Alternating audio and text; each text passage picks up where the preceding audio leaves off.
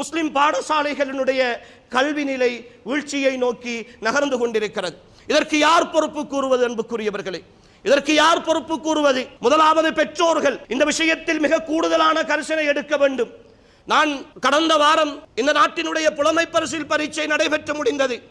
அந்த நேரம் மாணவர்களுடைய மாணவிகளுடைய ரியாக்ஷன், அவர்களுடைய பிரதிபலிப்புகளை முகநூட்களிலும் ஏனைய சமூக வலைத்தளங்களிலும் செய்திகளிலும் பார்த்த பொழுது இந்த ஒரு முக்கியத்துவம், புலமை பரிசில் பரீட்சைக்கு பெற்றோர்கள் கொடுக்கிற ஒரு முக்கியத்துவம், அதற்காக நோன்பு நோக்கிற பெற்றோர்கள், அதற்காக தஹஜ்ஜத்தில் எழுகிற பெற்றோர்கள், அதற்காக சுபஹ் தொழுகைக்கு நிர்பந்தித்து பிள்ளைகளை தஹஜ்ஜத்துடைய நேரம் எழுப்பி படிக்க வைக்கிற பெற்றோர்கள் அதே ஒரு முயற்சியை எங்களுடைய பிள்ளைகளின் சாதாரண தர பரீட்சையிலும் உயர்தர பரீட்சையிலும் எடுப்பார்களாக இருந்தால் இந்த நாட்டில் கல்வித்துறையில் ஈமானிய சமுதாயம் உயர்ந்த நிலையில் இருக்கும் என்ற ஒரு செய்தியை தெளிவாக சொல்ல முடியும். அன்புக்குரியவர்களே, ஒரு கட்டத்தில் பிரைமரி செக்ஷனிலே கொடுக்கிற அந்த முக்கியத்துவத்தை செகண்டரி என்று வருகிற பொழுது ஈமானிய சமுதாயம் அப்படியே விட்டு விடுகிறார்கள். குறிப்பாக பெரும்பாலும் எல்லோரிடத்தில் இருந்தாலும் நான் இங்கு எங்களை பற்றி பேசிக் கொண்டிருக்கிறேன். விட்டு விடுகிறார்கள். பிள்ளைகள் எப்படியாவது வளரட்டும்,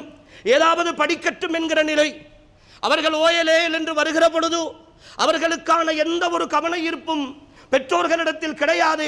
விதிவிலக்காக இருக்கிற சில பெற்றோர்களை தவிர பரீட்சை நாட்கள் நெருங்குகிற பொழுது மட்டும்தான் சில பெற்றோர்கள் அதை பற்றி, பிள்ளைகளை பற்றி கவலைப்படுகிறார்கள், பிள்ளைகளுடைய படிப்பை பற்றி யோசிக்கிறார்கள். அதற்கு முன்னர் பிள்ளை எங்கு போகிறான், யாரோடு போகிறான், எத்தனை மணிக்கு வருகிறான், எத்தனை மணிக்கு தூங்குகிறான், என்ன செய்கிறான் என்கிற எந்த ஒரு கவனமும் பெற்றோர்களுக்கு கிடையாது.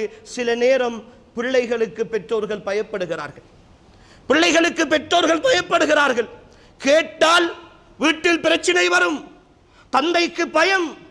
அன்புக்குரிய தந்தைமார்களே, தெளிவாக சொல்லுகிறோம், இந்த பயம் இருக்கிறதே, இந்த உலகத்தில் உங்களால் பெற்றெடுக்கப்பட்ட, உங்களால் ஊட்டி வளர்க்கப்பட்ட உங்களுடைய பிள்ளைகளுக்கு நீங்கள் பயப்படுகிறீர்கள் என்றால் இந்த பிள்ளையை அமானிதமாக உங்களுடைய தலையில் சுமத்திய அல்லாஹ் நாளை மறுமையில் உங்களிடத்தில் இதை பற்றி கேட்பானே.